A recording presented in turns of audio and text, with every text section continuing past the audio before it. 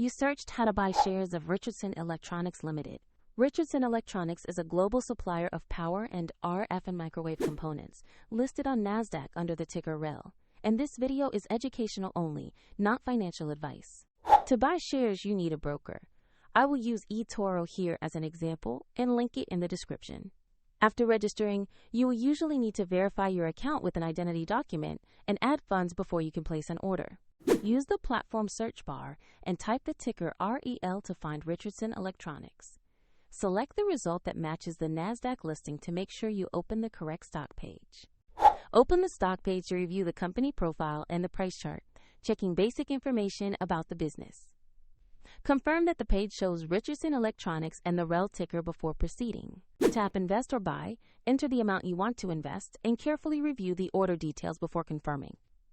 If the market is closed, the order will be queued or executed at the next session.